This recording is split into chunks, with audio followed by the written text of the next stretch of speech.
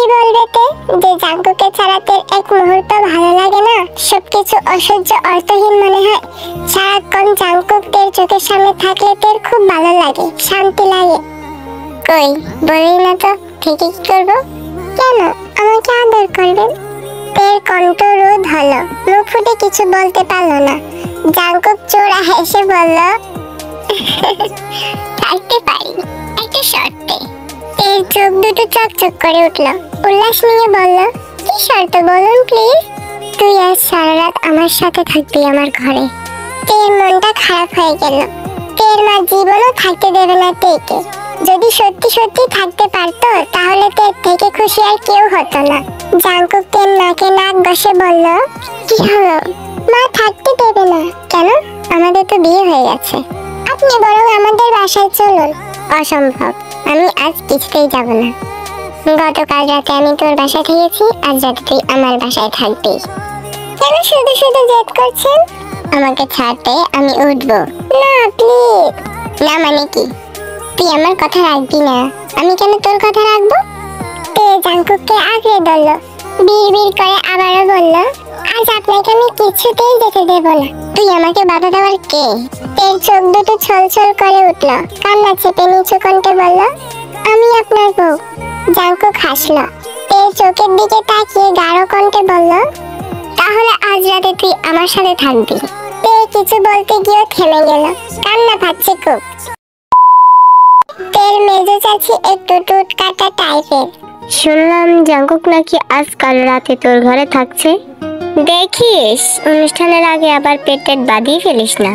অপমানে তের মুখটা থমথমে হয়ে গেল। মেজো চাচিকে তে কিছুই বলতে পারেনি, তবে নীরবে কেঁদেছে খুব। এই কথাটা মাকে বলেনি তে। মা জানলে নিশ্চিত মেজো চাচির সাথে ঝগড়া বাঁধিয়ে দিত। মা চাচি ঝগড়া করলে সহজে জেনির সাথে মিশতে দেয় না তেকে, কথা বলতে দেয় না, দুজনকে আটকে রাখে। কমপক্ষে 7 দিন তাদের দণ্ড থাকে, তারপর আস্তে আস্তে ঠিক হয়ে যায়। কি দরকার সামান্য বিষয় নিয়ে দুজনের মাঝে ঝগড়া লাগিয়ে দেওয়ার? কি তো ভাবছিস তে? কিছু না, থাকবি? তে বুকে পাথর চেপে বলল, না। জাঙ্কুক আচমকা তেকে ধাক্কা দিয়ে বিছানার উপর পাশে ফেলে দিয়ে উঠে গেল। টেবিল থেকে তোয়ালেটা টেনে নিয়ে গোসল করতে ঢুকলো। বাথরুমের দরজা এত জোরে বন্ধ করলো যে তে ভয় পেয়ে কেঁপে উঠল। বুক দরপড় করছে খুব পেট। এই মানুষটা এত জেদি কেন? আমি এই বাড়িতে না থাকি, উনি কি আমাদের বাসায় যেতে পারতো না? আমাদের বাসায় না থাকুক, আমরা দুজন না হয় সারা ছাদে বসে জ্যোৎস্না বিলাস করতাম, গল্প করতাম। জাঙ্কুক গোসল সেরে এসে ড্রেসিং টেবিলের সামনে দাঁড়িয়ে মাথা আঁচড়াতে লাগলো। নাপাক শরীরে এখনো বসে আছিস কেন তে? তে দাঁতে ঠোঁট চেপে ধরে গাঢ় হয়ে বসেই রইল। জাঙ্কুক আলমারি থেকে প্যান্ট শার্ট বের করে একে একে পরতে লাগলো আর বলল, কিরে তোর না বাড়ি যাওয়ার খুব তাড়া, এখনো বসে আছিস কেন? আপনি সবসময় আমার সাথে খারাপ ব্যবহার করেন কেন? তো কি করবো, তোকে আদর করবো? একবার করেছি না, মন ভরেনি? ছি, আমি কি তাই বলেছি? তোকে বলতে হবে না। কেন আমি বুঝি না বুঝি? বুঝলে আমাকে সবসময় আঘাত দিয়ে কথা বলতে পারতেন না। তে আস্তে দিয়ে উঠে দাঁড়ালো। দরজার দিকে পা বাড়াতেই জাঙ্কুক পেছন থেকে তের এক হাত টেনে ধরল। তের চোখের পানি খুব যত্ন করে মুছিয়ে দিয়ে তের গাল দুটো আজলে তুলে ধরল জাঙ্কুক। জাঙ্কুক তের চোখের দিকে তাকিয়ে গাঢ় কণ্ঠে বলল, রাগ করেছিস? ছাড়ুন, আমি বাসায় যাব। গোসল সেরে নে, ঘুরতে যাবো আমরা। আমি কোথাও যাব না। জেদ করিস না রে, পরে আফসোস করবি। তে কিছু বলতে গিয়ে থেমে গেল। একটা সাদা রঙের খুব গোলাপি সুন্দর জামদানি শাড়ি তের হাতে তুলে দিয়ে জাঙ্কুক কেকে বলল, শাড়িটা পরে তাড়াতাড়ি করে রেডি হয়ে নে। ব্লাউজ পেটিকোট নেই? মায়ের ব্লাউজ পেটিকোট না তোর মা? তাহলে আমি মায়েরটা এনে দিচ্ছি, দাঁড়া। তে গোসল সেরে ব্লাউজ পেটিকোট পরে বাথরুমে দাঁড়িয়ে রইল। কিছুতেই শাড়িটা সুন্দর করে পরতে পারল না। জাঙ্কুক অধৈর্য হয়ে তাড়া দিয়ে তেকে বলল, শাড়ি পরতে এতক্ষণ সময় লাগে নাকি? বাথরুম থেকে বের হ, দেখি কিভাবে শাড়ি পরেছিস। তে লজ্জা বোধ করে আস্তে করে বলল, ফুফু কি বাসায় এসেছে? হ্যাঁ। একটু পাঠিয়ে দিন না। মাকে দিয়ে তোর কি কাজ?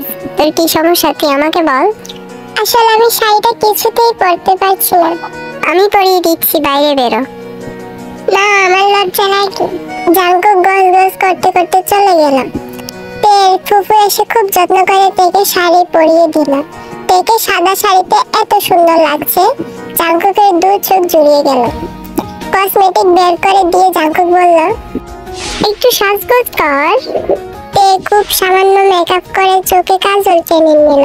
তারপর ঠোঁটে খুব যত্ন করে লিপস্টিক পরে ভেজা চুলগুলো একটা ক্লিপ দিয়ে আটকে নিল। এতটুকু সাজেই তেকে দেখতে অপূর্ব লাগছে। জাঙ্কুক ডান হাতে ঘড়ি পরে একটা মিনি সাইজের ব্যাগ কাঁধে ঝুলিয়ে নিল। তেকে নিয়ে গেলাম মা, আগামীকাল বাসায় ফিরবো, তুমি একটু মামিকে বলে দিও। আচ্ছা, সাবধানে যা।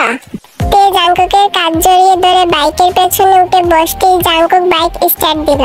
তে আহ্লাদি কণ্ঠে বলল, এত সুন্দর শাড়িটা কোথায় পাইলেন? রাস্তায় কুড়িয়ে পেয়েছি। সত্যি? বোকা, অনলাইনে অর্ডার দিয়েছি। কার জন্য? আমার গার্লফ্রেন্ডের জন্য। তাহলে আমাকে দিলেন কেন? আর একটা কথা বলে ধাক্কা দিয়ে গাড়ি থেকে ফেলে দিব, চুপচাপ বসে থাক। অযথা কথা বলে আমার মাথা ধরিয়ে দিস না।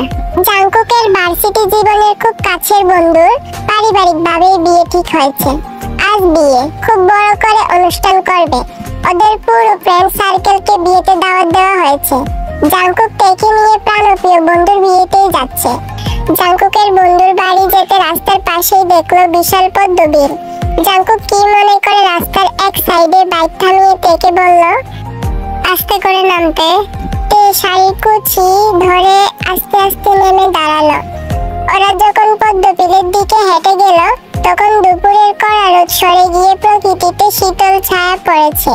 গাছের ফাঁক পুকুর গলে লাল রঙের সূর্যটা একটু একটু করে পশ্চিম আকাশে এলিয়ে পড়েছে। বর্ষার টই টুম্বুর পানিতে কলমির ডাঁটার বাজে বাজে অজস্র পদ্ম ফুল ফুটে রয়েছে। তে মুগ্ধ দৃষ্টিতে তাকিয়েই রইল। এত সুন্দর মনোমুগ্ধকর দৃশ্য সহজে চোখ ফেরানো যায় না। ওরা দুজন নৌকায় উঠল। তে হাত বাড়িয়ে একের পর এক পদ্ম ফুল ছিঁড়ে নিচ্ছে, ঠোঁটের কোণে একটুখানি মিষ্টি হাসি। জাঙ্কুক কি মনে করে একটা পদ্ম ফুল তের কানের পিঠে গুজে দিল। তে আবেশে চোখ দুটো বন্ধ করে নিল। জাঙ্কুক পকেট থেকে ফোন বের করে ঝটপট তের কতগুলো সুন্দর ছবি তুলে নিল। তে আহ্লাদি কণ্ঠে জাঙ্কুককে বলল, একটু ভিডিও করে দেন। জাঙ্কুক কতগুলো পদ্ম ফুল নৌকার কার্নিশে রেখে তেকে ইশারায় বলল। নৌকার কার্নিশে আঁচলটা এড়িয়ে দিয়ে চুলগুলো ছেড়ে দিয়ে টান টান হয়ে শুয়ে পড়তে তে তাই করলো। তে শাড়ির আঁচলেও কতগুলো পদ্ম ফুল রেখে দিল জাঙ্কুক। তারপর অনেকক্ষণ সময় নিয়ে ভিডিও করে দিল জাঙ্কুক। তারপর কি মনে করে তেকে কাছে টেনে নিল। তের কাঁধে হাত রেখে দুজনের বেশ কিছু কাপল ছবিও তুলে নিল। জাঙ্কুকের বন্ধুর বাড়ি পৌঁছাতে পৌঁছাতে সন্ধ্যা লেগে গেল। জাঙ্কুকের সবার শেষে এসেছে, বাকি বন্ধুরা আগেই চলে এসেছে। জাঙ্কুকের বন্ধুর নাম মিনহু। মিনহু জাঙ্কুককে দেখে এগিয়ে এসে কোলাকুলি করে বলল, এত দেরি হলো কেন আসতে? তোকে তো বর বেশি হেভি লাগছে। মিনহু তেকে দেখে ইশারায় ফিসফিস করে বলল, এটা কে? তে তোর বউ? হ্যাঁ। মিনহু কিছু বলার আগেই বাকি বন্ধুরা হই হই করে চলে এলো। জাঙ্কুকে হাই ফাইভ করে তেকে দেখিয়ে নিকি বলল, এটা কে মামু? নিশ্চয়ই তোমার নতুন গার্লফ্রেন্ড। তা এবার প্রেম কয়দিন টিকবে? জাঙ্কুক চোখ পাকালো, কিন্তু নিকি পাত্তা দিল না। হেই মিষ্টি আপু, কি অবস্থা? তের মনটা খারাপ হয়ে গেল। জাঙ্কুক কিন্তু বাকি বন্ধুদেরও তেকে বউ বলে পরিচয় করিয়ে দিতে পারতো। জাঙ্কুকের আগেও সত্যি সত্যি প্রেমটা ছিল নাকি? সেই প্রেম কতটা গভীর হয়েছিল? প্রেমিকা ছেড়েই বা গেল কেন? তের ভালো লাগছে না, মনটা খুব অশান্ত।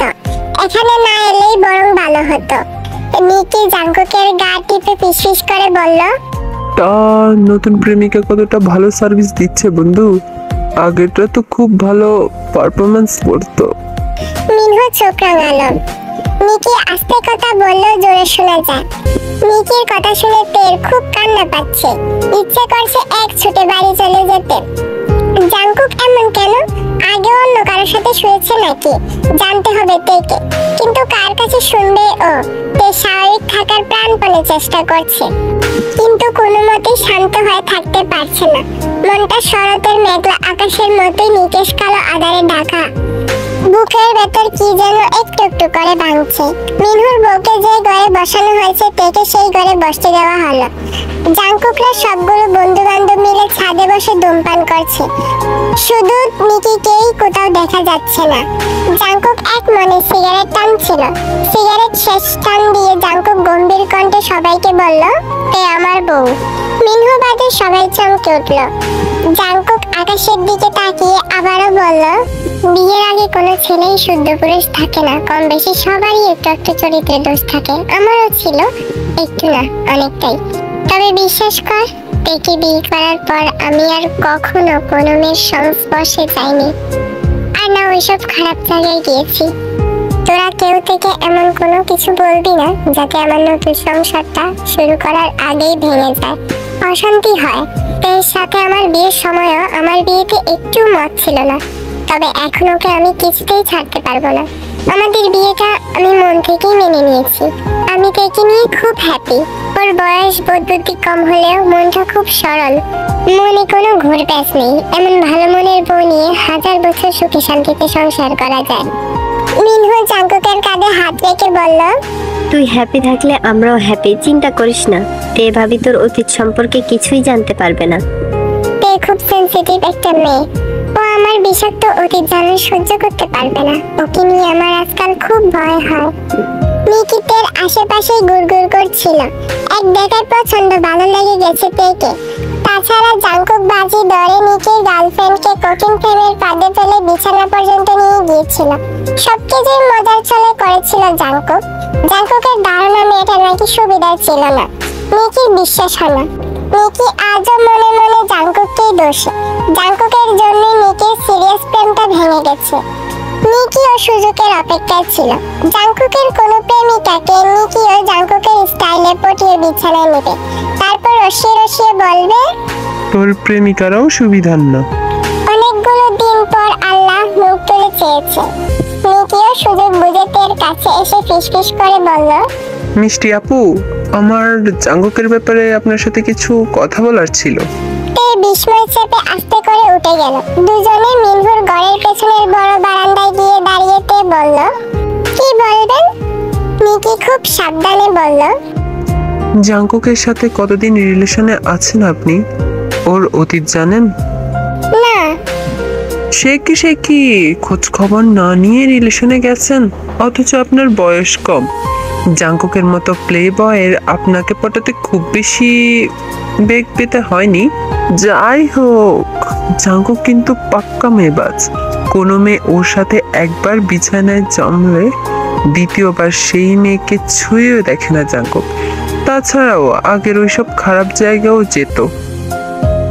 আরেকটা কথা, ও কিন্তু পাক্কা অভিনেতা। এত নিখুঁত অভিনয় করে।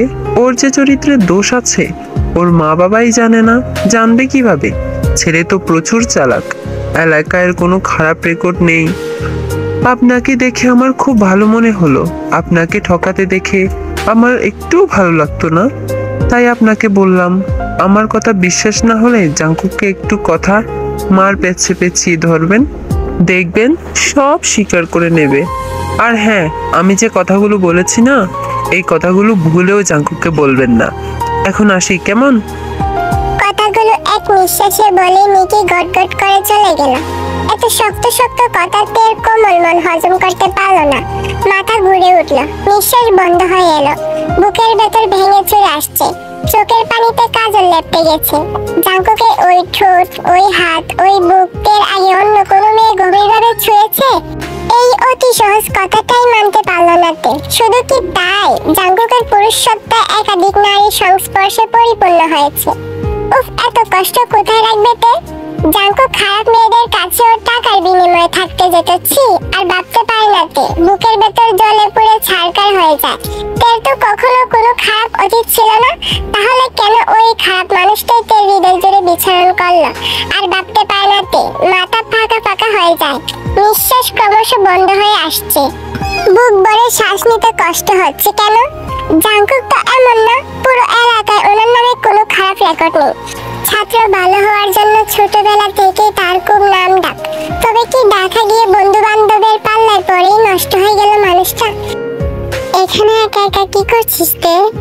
কারেন্ট নেই, এদিকটা বেশ অন্ধকার। কয়েক সেকেন্ড নীরবতা, তারপর তে আছড়ে পড়লো জাংকুকের বুকে। কাঁদতে কাঁদতে হেঁচকি তুলে ফেললো। জাংকুক ঘাবড়ে গেল। তের পিঠে হাত রাখতেই তে জ্বলে উঠলো। জাংকুককে এক ধাক্কা দিয়ে খানিকটা দূরে সরিয়ে দিল তে। আমি এখনই বাড়ি যাব। আজ না, বললাম তো আমি এখনই বাড়ি যাব।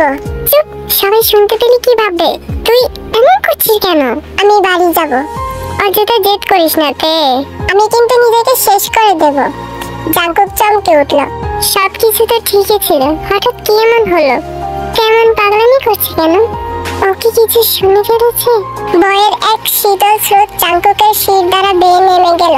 গা কাঁপছে খুব। জাংকুক থেকে ধরতে গেল, তে ছিটকে সরে গেল। আগে জানলে এখানে তেকে নিয়ে জীবনেও আসতো না জাংকুক, মরে গেলও না। জাংকুকের বড্ড ভুল হয়ে গেছে। জাংকুক তের মুখটা চেপে ধরে একটা ঘরে নিয়ে গেল। ভেতর থেকে ঘরের দরজা বন্ধ করে দিতেই তে আচমকা জাংকুকের শার্টের কলার শক্ত করে চেপে ধরে কাঁদতে কাঁদতে বলল, আপনি এত খারাপ কেন জাংকুক ভাই? কেন আমাকে ঠকালেন? আমি কি এমন ক্ষতি করেছিলাম আপনার? তে দেখ তে, তুই আমাকে ভুল বুঝছিস তে। আমি তো মানতেই পারছি না। এই হাত দিয়ে আপনি আমার আগে অন্য কাউকে গভীরভাবে স্পর্শ করেছেন, রাতভর ভালোবেসেছেন, এমনকি টাকার বিনিময়েও খারাপ মেয়েদের সাথে থেকেছেন। ছি! তোকে এসব কথা কে বলেছে? কেন, সে কি মিথ্যে কথা বলেছে? জাংকুক তের গলাটা আচমকাই তুলে ধরল। তের বেজা চোখে ঠোঁট ছোঁয়াতেই তে সরে যেতে চাইলো। জাংকুক যেতে দিল না। এক হাত দিয়ে তের কোমর শক্ত করে চেপে ধরে রাখলো।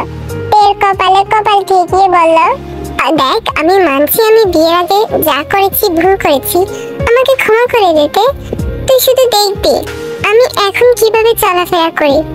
এখন আমার কোনো খারাপ রেকর্ড আছে নাকি? কিন্তু আমি মানতে পারছি না জাংকুক ভাই, এভাবে আমাকে না ঠকালেও পারতেন। প্লিজ আমাকে ছেড়ে দিন, আপনার স্পর্শ আমার গা গোলাচ্ছে। জাংকুকের বুকের ভেতর ভেঙে এলো, তবে তেকে একটু ছাড়লো না, আরো শক্ত করে বুকের ভেতর চেপে ধরে রাখলো। জাংকুক হাঁটু মুড়ে বসে তের পা দুটো জড়িয়ে ধরল। তে ছটপটিয়ে উঠল, সরে যেতে চাইলো। জাংকুকের হাতের বাঁধন ধীরে ধীরে শক্ত হয়ে এলো। তে প্রবল ইচ্ছে থাকা সত্ত্বেও সরে যেতে পারলো না। কাঁদতে কাঁদতে চোখের কাজল লেপটে গেছে, মুখের মেকআপ গলে গলে পড়েছে, এলোমেলো চুলগুলো সারা কপাল জুড়ে লুটিয়ে পড়েছে। তে সেদিকে খেয়াল নেই।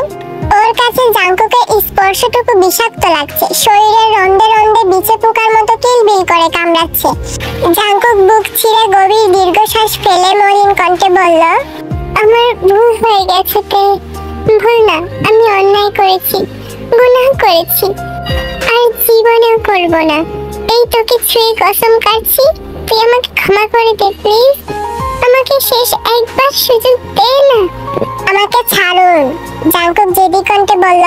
না, ছাড়বো না। তুই এমন করছিস কেন তে? বিশ্বাস কর, আমি বিয়ের পরে কোনো পাপ করিনি। তুই যা শুনেছিস সব বিয়ের আগের ঘটনা। কেন আপনি চরিত্রহীন হলেন জাংকুক ভাই? এর গলা ভেঙে এলো। কথা বলতে এত কেন কষ্ট হচ্ছে?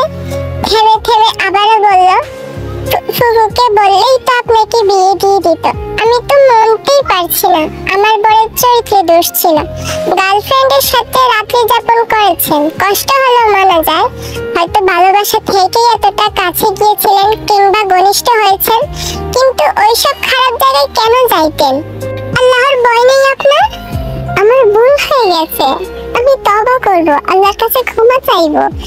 আর আগে আমাকে তুই ক্ষমা করে দিতে। ফুফিয়ে উঠল। এত প্রিয় মানুষটাকে কেমন অসহ্য লাগছে। তে নিজের চুলগুলো নিজে টেনে ধরল। হাত পা ছড়িয়ে ছিটিয়ে চিৎকার করে কাঁদতে পারলে বুকের জমাট বাঁধা কষ্টটা হয়তো একটু কমতো। তে চোখের পানি মুছে নিল। কিছু বুঝে ওঠার আগেই জাংকুক তেকে জাপটে ধরে বিছানায় নিয়ে গেল। জাংকুক অতিরিক্ত আদরে আদরে তের সমস্ত দুঃখ কষ্ট ভুলিয়ে দেওয়ার বৃথা চেষ্টা করলো। তের কষ্ট তো একটুও কমলো না, উল্টো জাংকুকের উষ্ণ স্পর্শে শরীরে জ্বালা ধরে গেল। মনে হলো তেকে কেউ জ্বলন্ত আগুনে ফেলে দিয়েছে। তে প্রাণপণে জাংকুকের কাছ থেকে নিজেকে ছাড়িয়ে নেওয়ার চেষ্টা করেও পারল না। জাংকুকে আছড়ে কামড়ে নাজেহাল করে ফেললো। তবুও জাংকুক থেকে এক মুহূর্তের জন্য ছাড়লো না। জাপটে ধরেই তের চোখে মুখে সমস্ত শরীরে ভালোবাসার পরশ বুলিয়ে দিল। তে ফুঁসে উঠল। জাংকুকের হাত দুটো নিজের গলায় চেপে ধরে বলল, আমাকে তিলে দিলে কষ্ট দিয়ে মারার থেকে একেবারে গলা টিপে মেরে ফেলুন। আপনার স্পর্শটুকু আমার শরীরে বিষাক্ত ধোঁয়া ছড়াচ্ছে। কথাগুলো বলেই জোর করে কেঁদে দিল তে। জাংকুক তের বুকের বাজে মুখ বুজে বেকার কণ্ঠে বলল, তুই এমন করছিস কেন তে?